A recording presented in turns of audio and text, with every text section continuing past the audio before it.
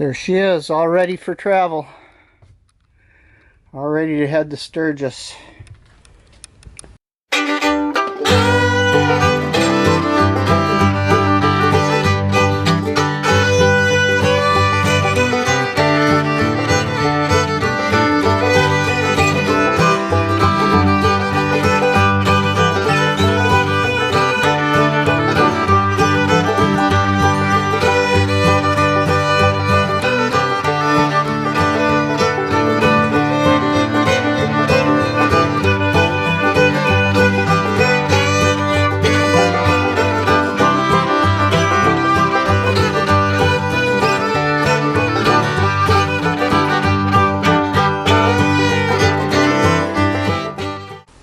Good morning. Well, here we are. We're in Hardin, Montana. Hardin is sort of like the middle of nowhere. And the reason we're here is we're on our way to Sturgis to the motorcycle rally. And a lot of people tell me, well, if you don't ride your motorcycle to Sturgis, then you're not really attending the rally. These are people who don't ride and have never attended the rally. So a lot of people ask me, why don't you ride to the rally? And usually, a lot of those people, they figure, that going to a motorcycle rally is living out of your saddlebags. I don't care for that. I like to get there fresh. I want my bike to be fresh. I don't want to have ridden, almost 1,300 miles before I get to the rally, because it kind of takes the fun out of riding. Your bike is all trashed and filthy by the time you get there, and you're tired and you're wore out. This is a way better way to go. The romance of living on the road and out of your saddlebags with your 2 pairs of socks and 1 extra pair of underwear and maybe an extra pair of pants and a sweatshirt and a jacket and a bunch of other junk that you got crammed and strapped all over your bike. I'm not into that. That's not my thing. So I go this route, and this works really well for me. It's quiet here. I'm in the KOA campground at Hardin, Montana right now, and my first day out on the road, I went to Wolf Lodge in Idaho. So basically from the Seattle area, Tacoma, Seattle area, I went to Wolf Lodge, Idaho, which is sort of just a bit past Lake Coeur d'Alene. And then the next day I went over to, kept coming, I went to Livingston, Montana. And then yesterday I came here to Hardin. And so I'm about 900 miles or a little more than that maybe down the road from home. And towing this with my F-250 Super Duty with the 7.3 diesel in it, and got here about noon yesterday. It was just was 165 miles from Livingston to get here. And so why am I here? The reason I'm here is because this is I'm about 15 or 20 miles at most from the Little Bighorn National Monument, which is, of course, used to be known as Custer's Battlefield. Now it's a monument to both fighters, both the military fighters, the Army, and the Native Americans that were the other half that fought the Army into submission at the Little Bighorn Valley and the Little Bighorn River. So we're going to go over there today and spend a day walking around the monument of the Little Bighorn. I'm going to shoot some video over there. And this is my Sturgis trip. I'm glad you came. Glad you're here watching. So we'll run over to the battlefield here shortly and get a look at that. And, I've read up some on that. I read a pretty good book on it. I'll leave a link in the description down below. That was a year ago I read that book, so my history might be a little rusty on it, what actually happened over there, but I think it's pretty close. Hopefully won't butcher that too bad. Then tomorrow we're going to run to Piedmont. Piedmont is the little town where the campground is, where I stay, It's about 10 miles to the east of Sturgis, and maybe halfway to Rapid City or less.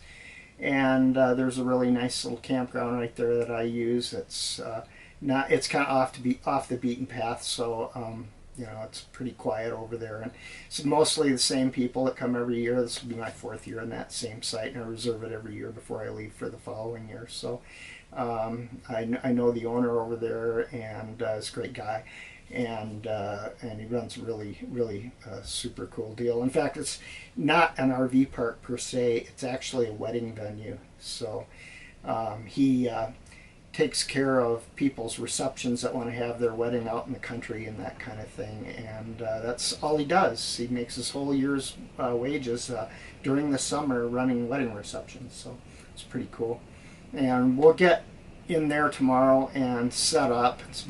I think it's about 300 miles from here, maybe a little less, 250, and we'll get set up, get the bike barn put up, and get the bike out of the toy hauler, and get the toy hauler rearranged, reconfigured so that it's more comfortable living here. My brother's on his way up, towing his motorcycle and his trailer. He's got just a 6x12 or 8x12, 6x12 I think, enclosed that he hauls his motorcycle around in, pulls it with a little Chevy Colorado pickup. And he's going to be rooming with me for the duration over there. This will be his 2nd year at Sturgis. He was here in 2020 with me, and so he couldn't make it last year, but he's back this year. And so we're going to spend 10 days, you know, riding around the rally in the Black Hills and going to the vendors and talking to motorcyclists, and you know, running. I'm sure we'll run into some people we know and that kind of thing, and we're going to have a lot of fun with that. And so I'm going to make a few videos. I don't know how many. I don't know how this is all going to go, how much time I'm going to put into this. But I had some time today, and I thought it might be fun to show you the Custer, or what they call the Little Bighorn battlefield. So we'll run over there now and take a look at that. So we're standing on the front porch of the Visitor Center, which requires a mask, so we won't go in there. Seen it before anyway. And that's the cemetery we parked next to. And this is the valley here. This is where a lot of Custer's men tried to escape the Indian attack, and they were killed in this valley. And several of them had ridden into a draw that's down at the end of this trail, and the Indians just stood up on the rim of it and slaughtered them. This is the hill they were trying to get up and get away from the Indians, and right there is Last Chance, I should say Last Ditch, whatever hill, Last Stand Hill.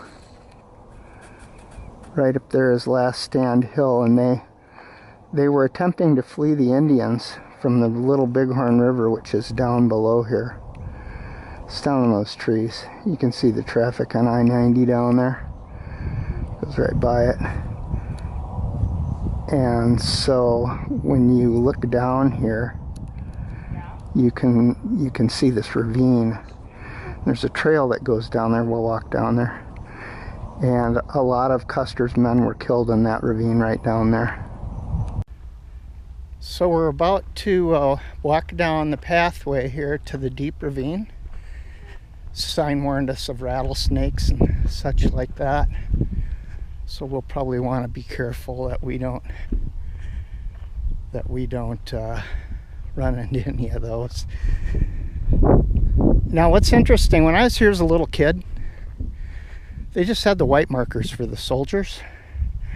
But now in the days of a little bit better cultural awareness, they've changed this from Custer's battlefield to the Little Bighorn battlefield.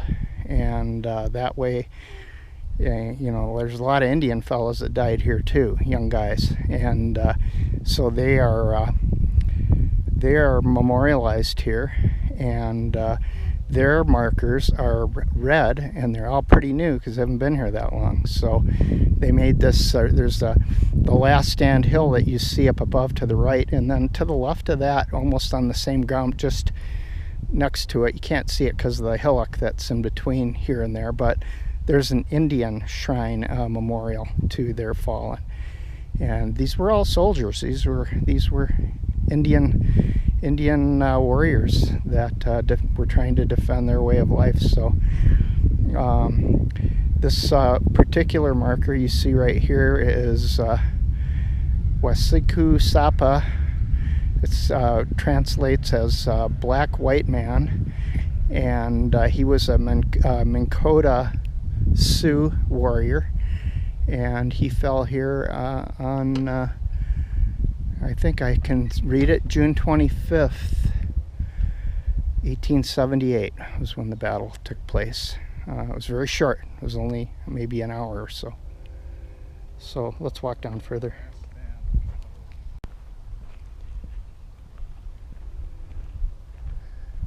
So it's kind of interesting when the warriors chased the soldiers up.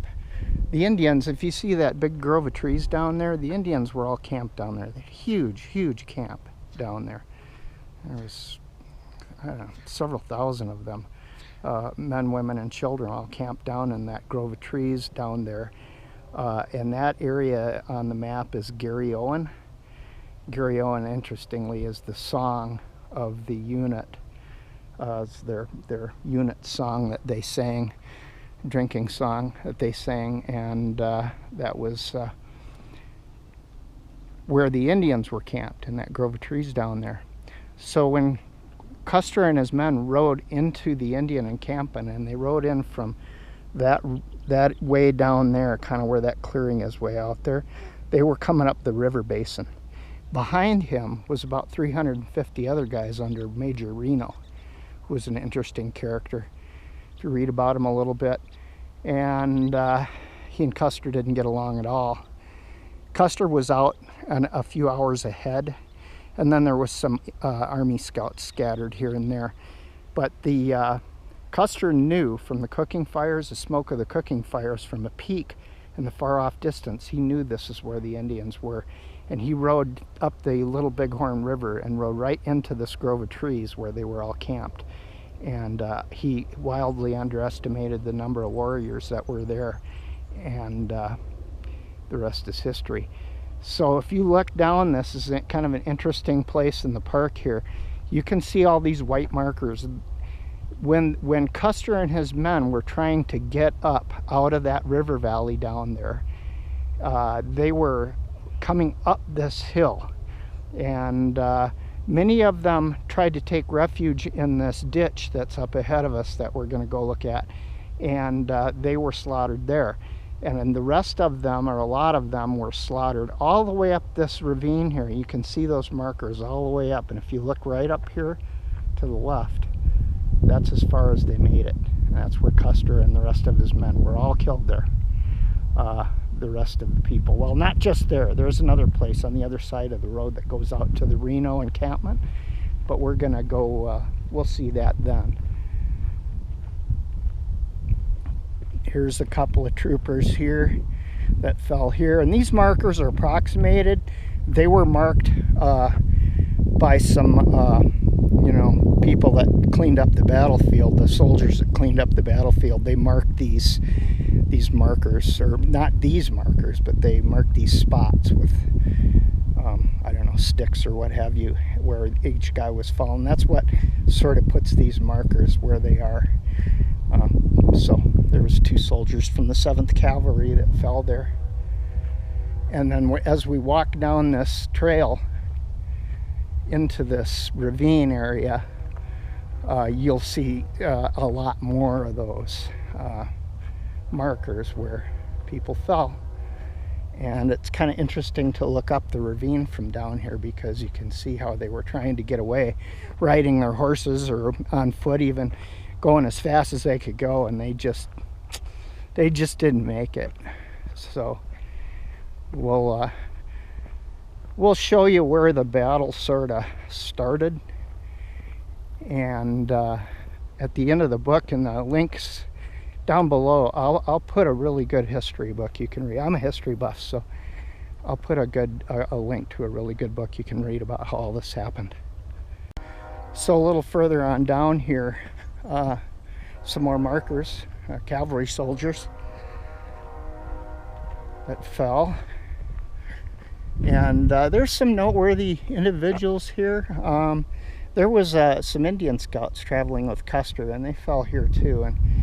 And some of them are marked, and you can see just where they fell. It's been about a year since I actually read the book, which is a bit of a tome. It's kind of a thick book, but it does tell you all about what happened here. And it's a fairly recent book because they had a huge fire here back in the 80s, a prairie fire that burned through here, and they found all kinds of stuff. When the grass was burned away, they found all kinds of stuff that helped them kind of remap the battle. And it was shell casings mainly, spent shell casings, and they were able to get a little bit better idea of actually what happened. This is interesting, this marker right here. This is Lieutenant Sturgis. And when the battle happened on June 25th of 1876, he was killed on this spot. And if that name sounds familiar, yes, it was the Sturgis family that founded the town that we're going to tomorrow. This is a good view. We're approaching the ditch here ways up, and you can see the large number of markers that the guys fell here. But I'll tell you what, it's nothing like the other side of the road. We'll show you that, because a lot of people don't seem to realize that. A lot of these guys did make it to the ridge top back here where that camper is. A lot of guys did make it up there, but they crossed over, and the Indians were chasing them from the south down here, and there was just a tremendous number of them killed on the other side of the road from Last Chance Hill. We'll go over there and get some video of that. Some more guys that fell. Just to orient, there's Last Chance Hill, Last Stand. I want to call Last Chance. Nobody got a chance. Up there is Last Stand Hill, and Custer's body was found up there among those small white markers in front of that. The big white marker in the background is their mass grave. And right here you'll see an interesting guy. That's Mitch Boyer. Doesn't sound like an Indian name. Probably has an Indian name, but his white man name was Mitch Boyer. And he was a U.S. Army scout. He was a Native American traveling with Custer. And he was killed there. They found his body there. And memory serves me, he was scalped. So they didn't give him any respect for riding with Custer, I guess. He's an interesting character. Look of him. Unusual looking fella. Some more soldiers. So we'll continue on this walk down into what's called the Deep Ravine. Now, Deep Ravine, if you look at it, follow it down, it goes right down to the river basin down there. And so it was a natural crossing point for the soldiers to get into this ravine and run on foot and ride. Some of their horses probably got killed out from underneath them. So a lot of these guys found themselves on foot, I'm sure. A whole bunch here to the left. And we're getting down into the ravine now. But interesting place to look at.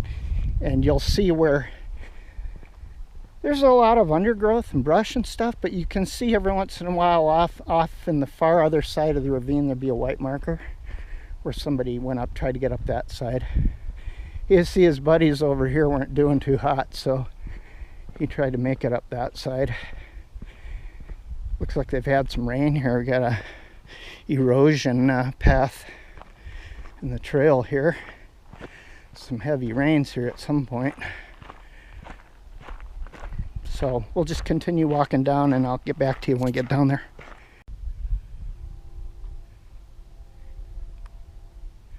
Here's kind of an interesting look back up the trail, and you can see where these guys, they were trying to get to that ridge. They were trying to get up to Last Stand Hill up there, cross over that ridge and try to get away from the Indians, and the Indians just weren't having it.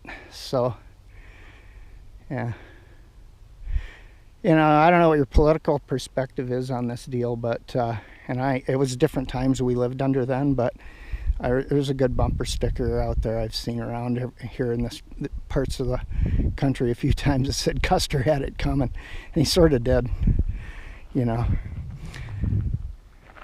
But those were different days, and we don't judge, so here we go. We're gonna go down here. These folks walking ahead of us are down there at the head of the Deep Ravine, and they're reading the plaque.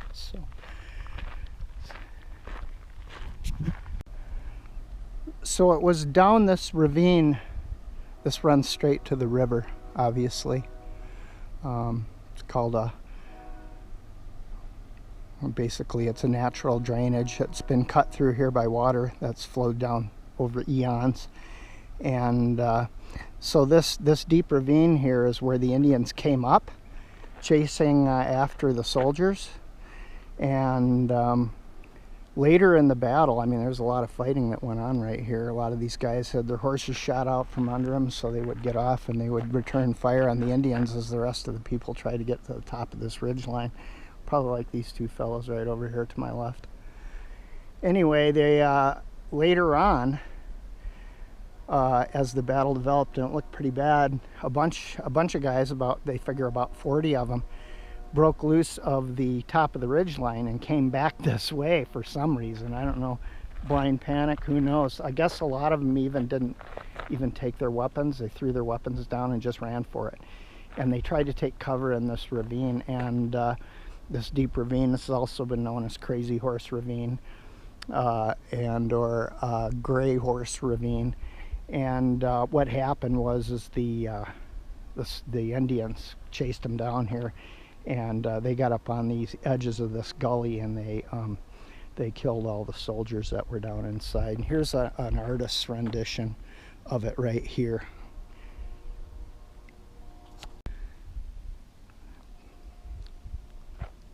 It's my understanding that when the fire burned through here in the 80s, they found a lot of equipment in this gully, and really helped them out trying to figure out the lines of the battle as it proceeded, which, like I say, wasn't terribly long.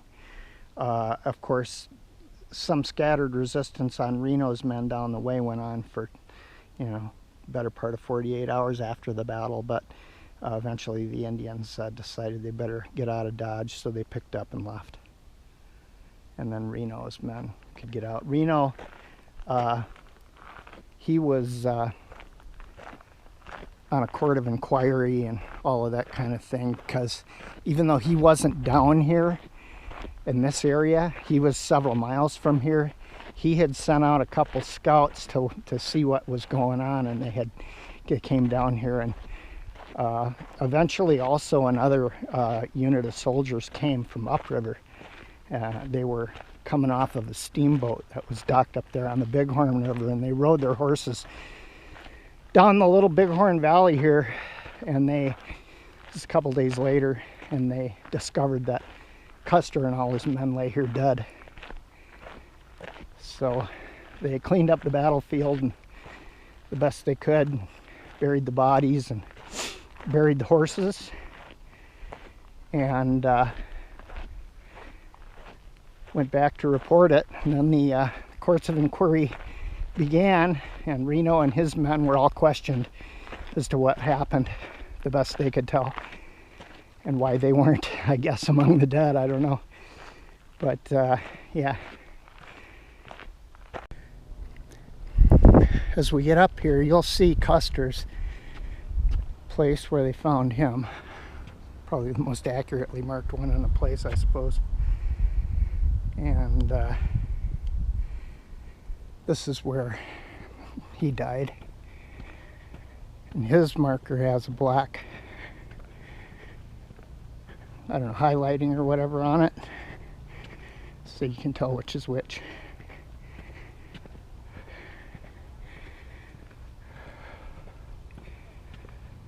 And it's right there, if you can see the one with the black. It's kind of out toward the edge of these here. There's one directly in front of me, and then his is the one directly behind that.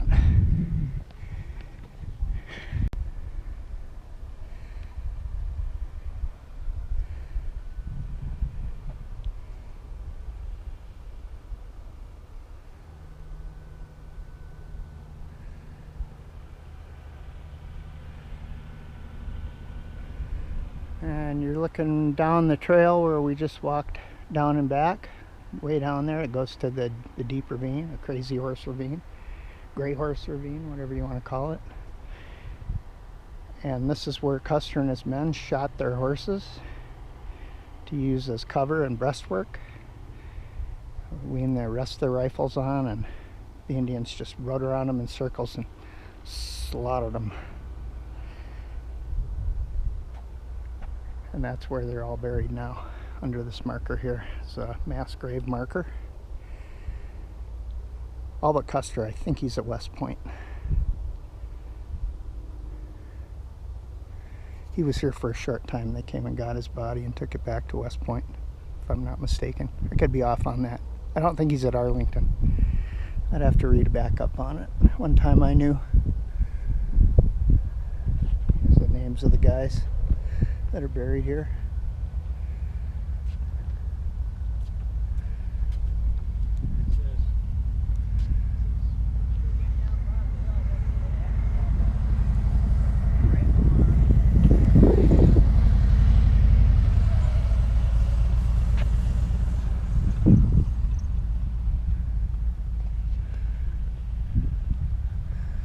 All four sides, names engraved. This is kind of a cool marker here.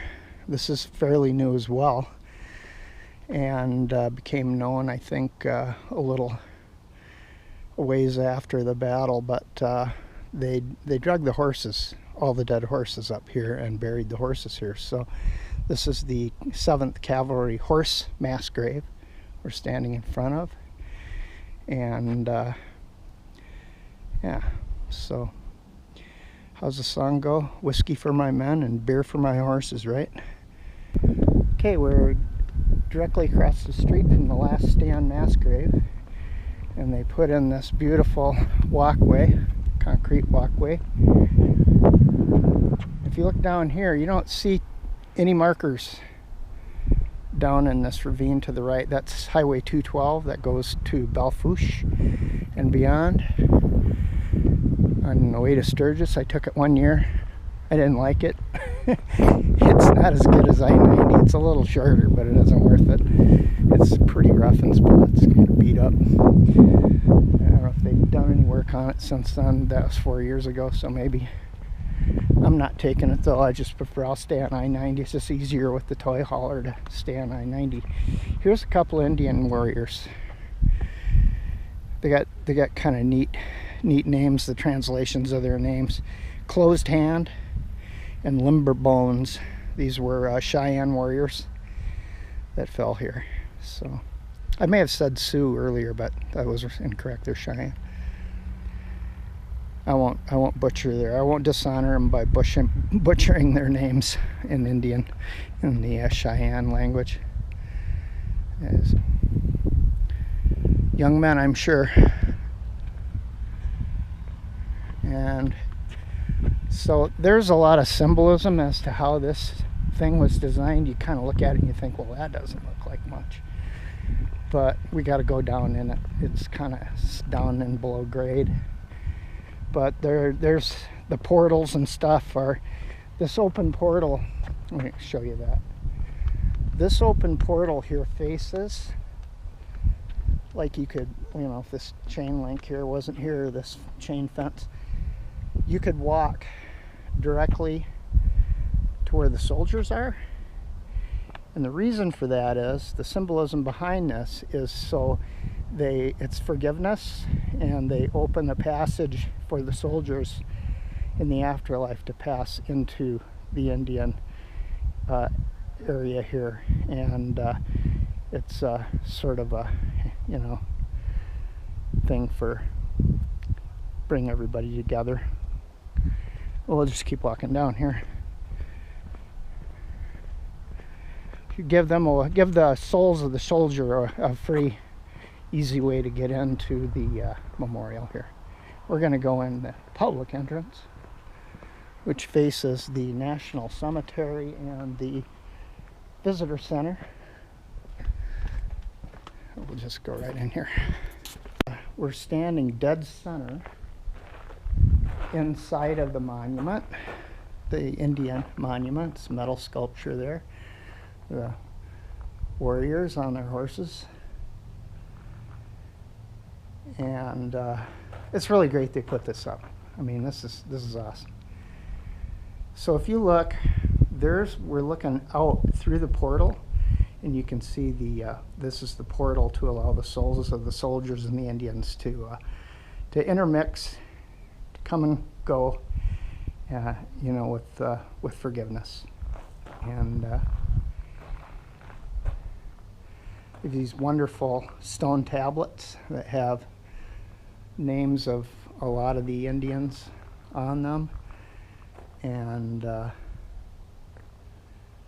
you know, these people were just trying to live their lives like they had for thousands of years before white man settled here.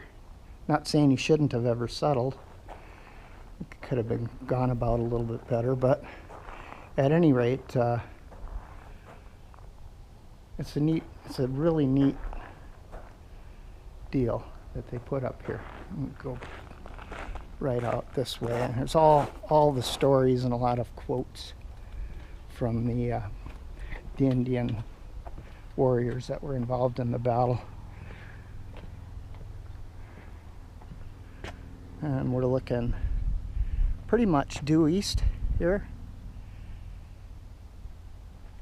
Swing around back to the west, and down below there is the Little Bighorn River.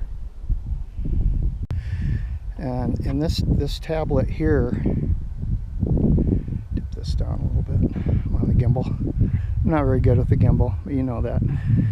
So this tablet here is the story of the Indian Memorial and why it looks the way it looks and how it was designed and all of that. So I'm going to take a photo of this and put it up here, and you can stop the play and take a look if you want.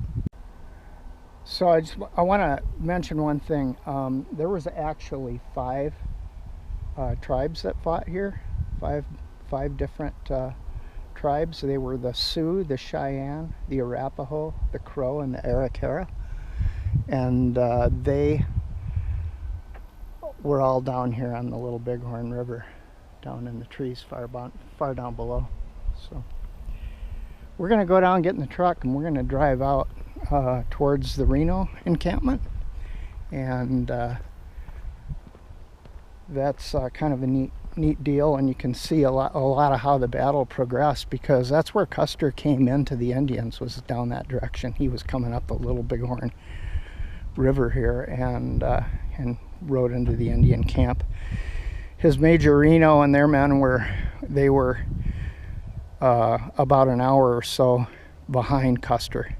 Custer was supposed to wait for them to meet up, but when he got here, he got itchy and he decided he would start the battle early, I guess. So probably just as well, or I assume Reno and his men would have paid the same price. As such, about 350 of them survived. People like to stack rocks and coins on top of these stones in respect for the souls departed.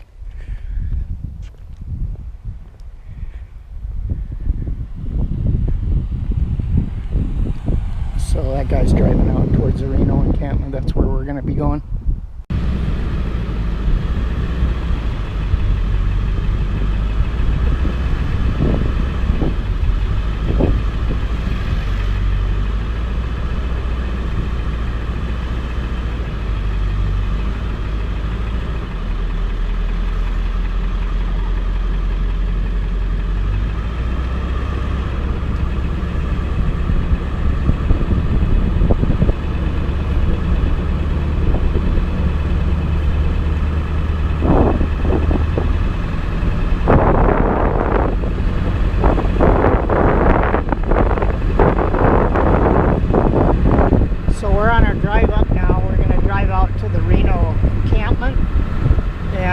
to make some stops along the way and tell you a little bit more about what happened here.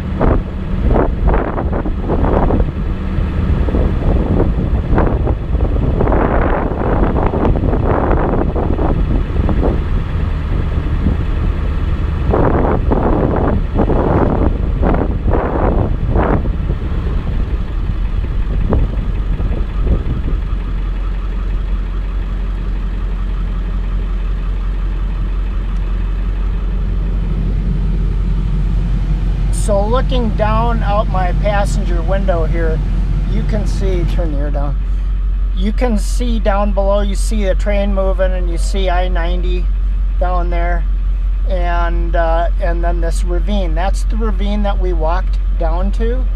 And so as we pan across the road here and look out this side, we're looking almost due east now, you'll see there's a lot of guys that got killed on this side of the road as well, and you'll see their markers here. Hope you can hear me over the diesel.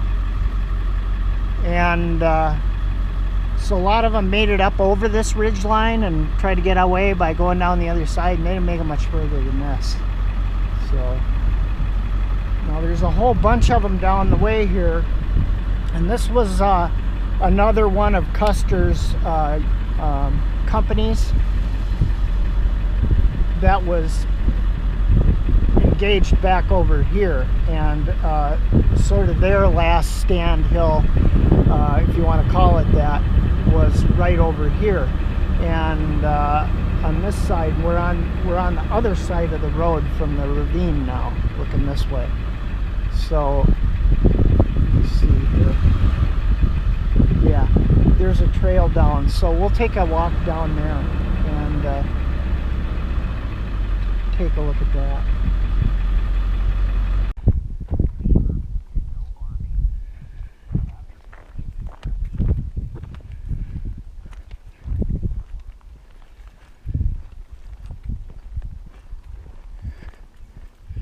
So this is where Company I had their last stand. Like I say, we're on the other side of the hill from Custer, and we're walking almost due east right now. And this was Captain Miles Kehoe. He's a really well-liked captain of I Company under General Custer. And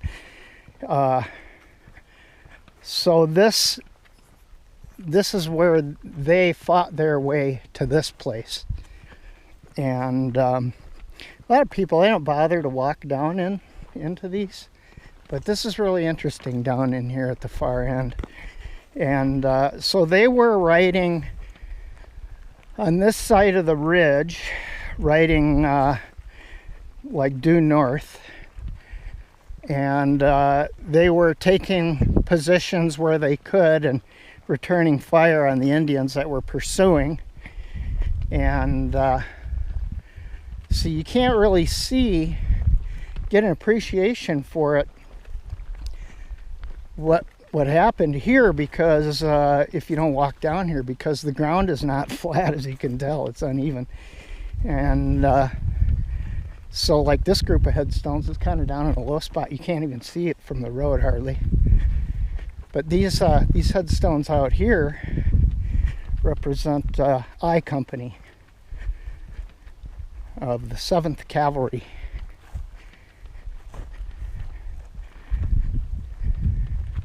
My father was a company commander in World War II. He fought in the Pacific Theater, and he was in charge of a group of amphibious engineers, combat engineers, but they were amphibious. They had landing craft and that sort of thing. And he fought at, of course, he fought at the invasion of the Philippines. That was after he fought all the way through New Guinea and up through there, Hollandia and Wewak and all of that. So you see all these guys here, and if you turn around and look back up, there's the pickup parked up there. We walked down just to the left of that sign you see. If you look way off in the distance, straight out in the distance, you see the top of the last stand marker that's on the other side of the road up there. You see where these guys died going up this, trying to get up the last stand hill up there. And some of them, a couple of them made it pretty far. There might even been a few that actually did get there that now lie in the, you know, whose headstones lie up there by Custer's. But this is where, with the flag here, it's kind of neat. Somebody put a flag on it. The gimbal adjusted right here. That's where Captain Miles Keogh, he captain I Company, 7th Cavalry, fell here June 25th, 1876. And all of these gallant men around him. And if you walk right up here to the very brink of the ravine here, you see a couple more headstones down in the brush. Some of the guys died down there. And then if you look, let me get the gimbal up.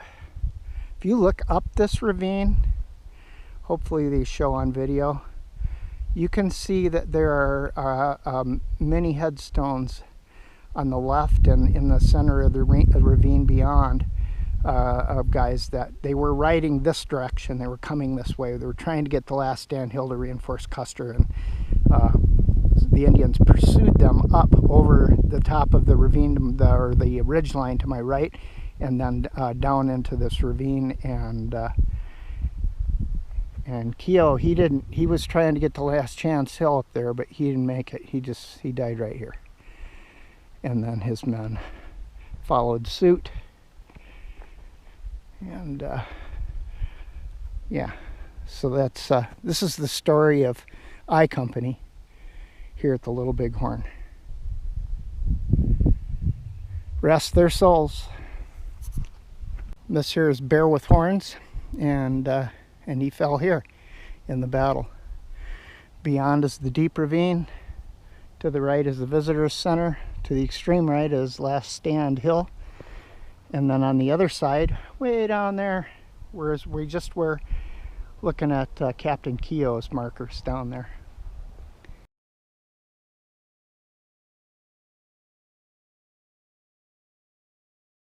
Okay, so we've just re-entered the park property. We drove through the private lands down there. I was kind of hoping for some wild horses last time. About 100 ran right in front of me. I was all by myself out here almost.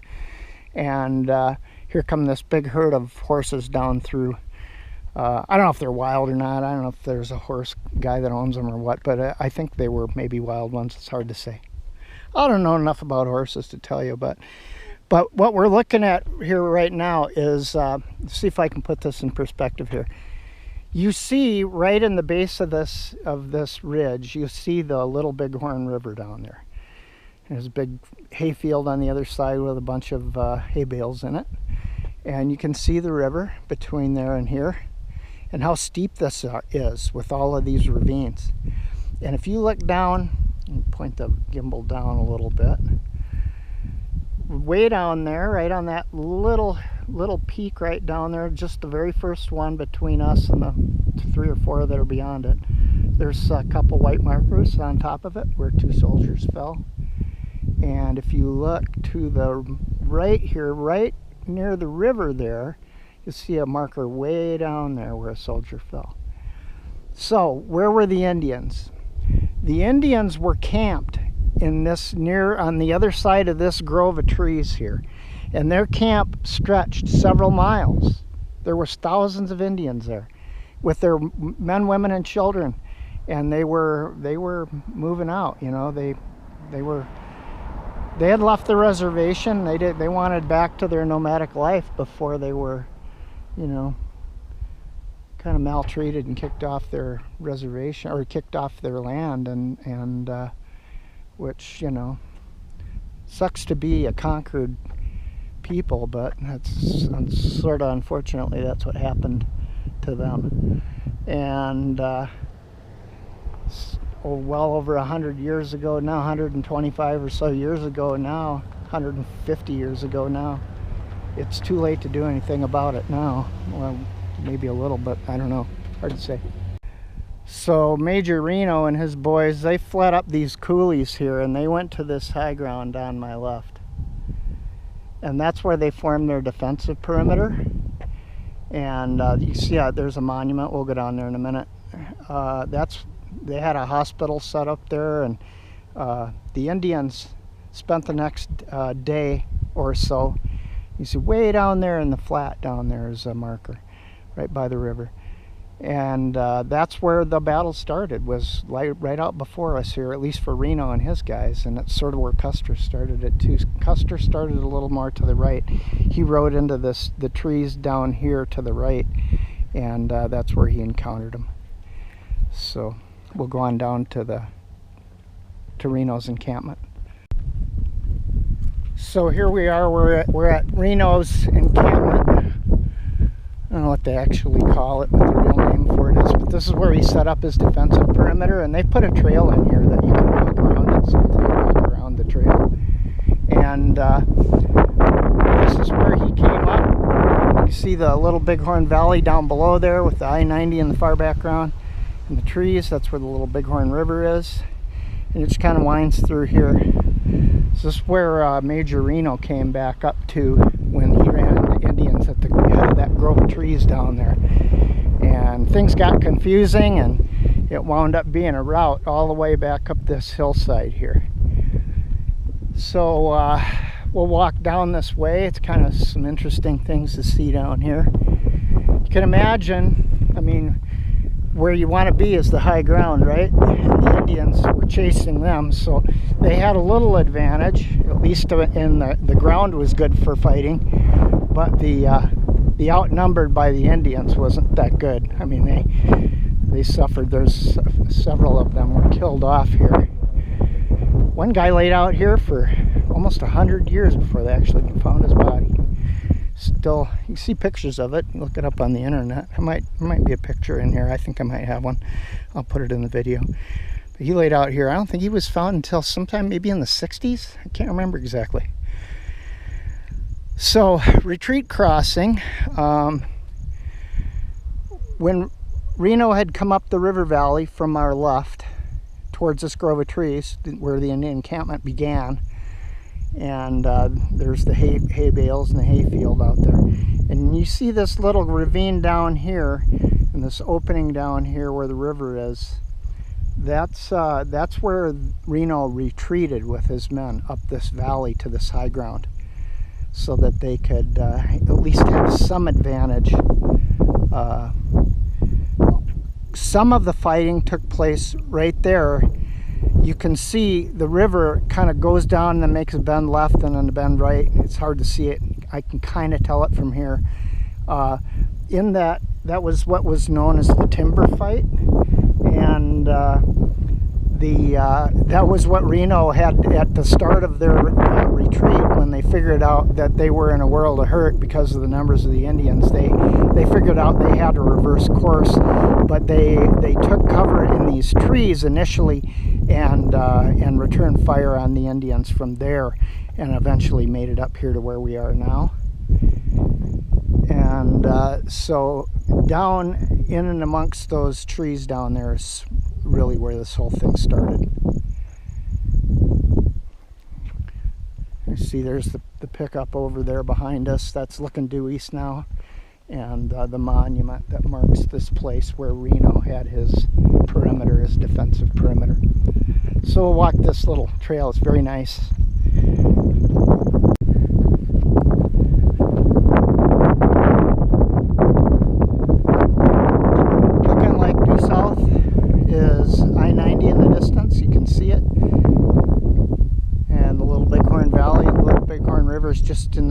trees, first grove of trees at the base here. You can see a little of the river there, right in the middle of the frame.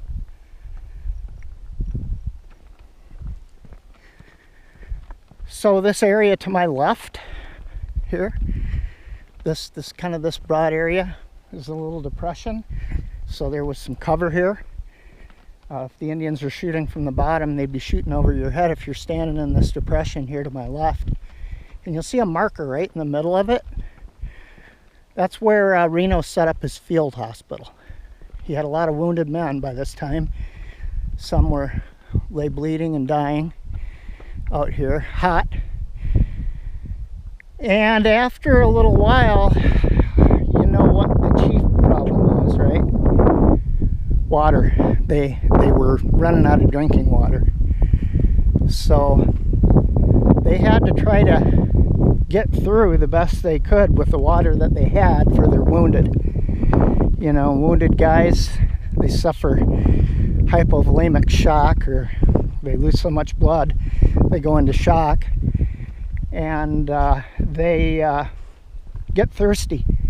They need hydration, and so a lot of guys tried to get water from the river, but of course a lot of them got picked off by the Indians who were in these coulees down below us, and so it was really hard to get to the river to get water. There's no water up here. It's dry as a bone. It's hot.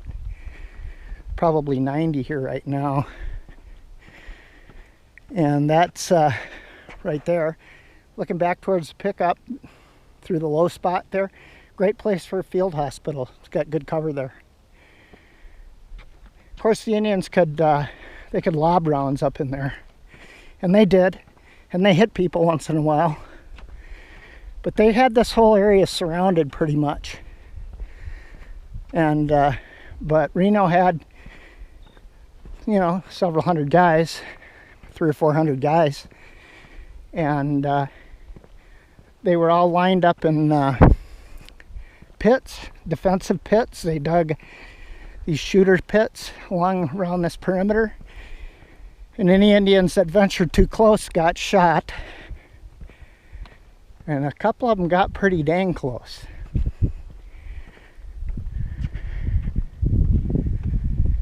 They really wanted to come up this hill in front of us, and this is Kuskahanska, I believe.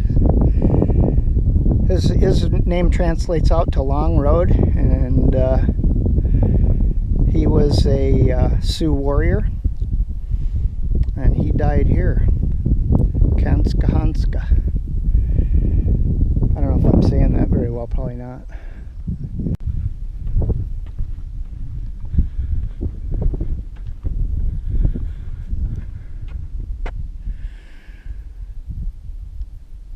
So there was a soldier fell here, obviously. And if you look behind us here, you know, it's not that great of a place to be. But this is the what would be the far eastern extreme of the perimeter. And I think that this is the guy who laid out here for, you know, like close to a century. Sleeping under the stars, and they found him. He got his buttons are all lined up on his skeleton, buttons off of his wool tunic. Can you imagine wearing a wool tunic out here? Yikes. Of course, this is June, I think, when the battle happened. It's August right now, so probably still pretty dang hot. Down the ravine here, you see the river down below there. And then you see some buildings way in the distance there with a red roof on them. That's Gary Owen. It's a defunct museum and trinket store now. It's boarded up, but there was a guy that tried to make a go of it there a while back, and it didn't pan out, I guess. Not enough business. Couldn't keep it going. There's actually a Union soldier buried in Union. There was an American soldier buried down there at that building that was found when they were doing some construction down that way, and they interred him there, of all places. I don't know why. But he's got a monument, but it's just a boarded up kind of like tourist trap type place. But you see this ravine that we're looking straight down towards Gary Owen, the red buildings. That's where the start of the Indian camp was. And then it ran to the right, way beyond, a couple miles down. And that's where basically right out in front of us is where the battle started.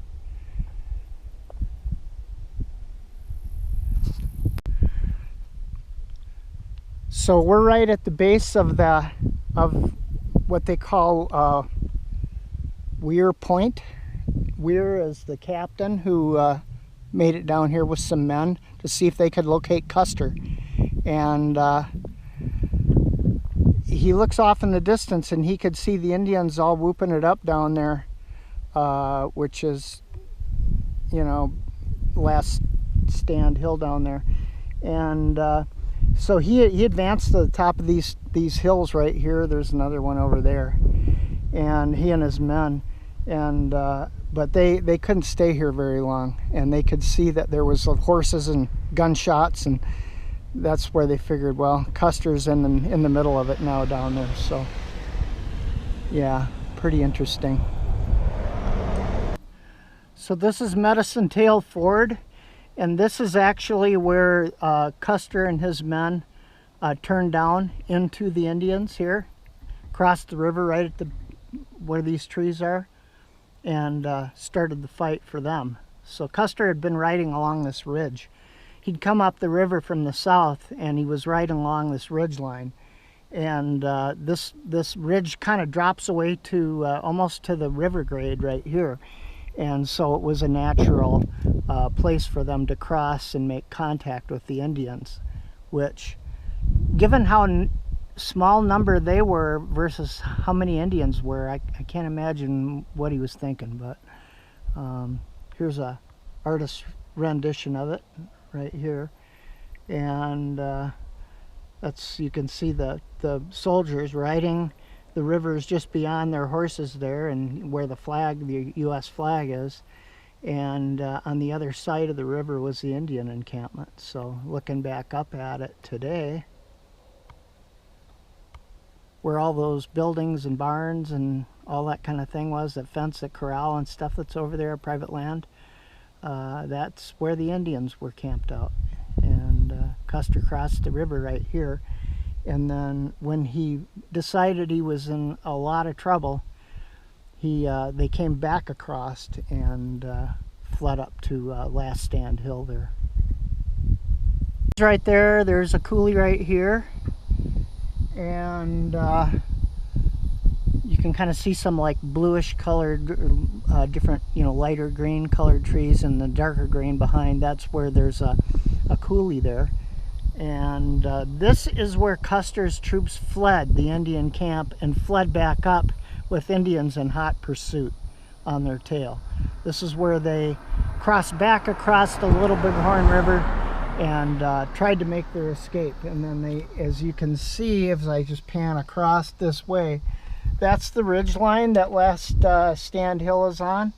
Just beyond this ridge line here, they fled to the high ground here where that car is on his way up there. They fled in that general direction up this way, and that would be I Company, Captain Keogh, and all of those guys. We see in the end result, Captain Keogh and all his men lay on this side of the road, the right side of the road, on the way to Last Stand Hill, and Custer and all his boys lay at the other. So yeah, pretty cool.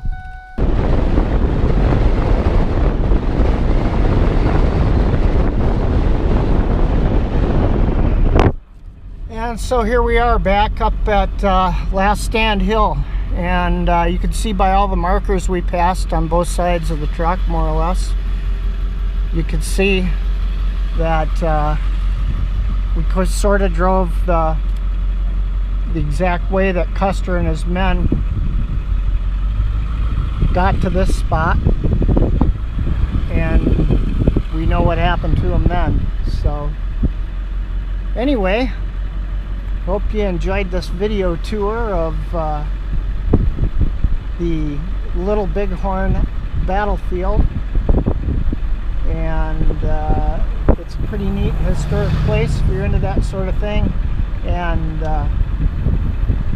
so I guess I'll conclude this video now, and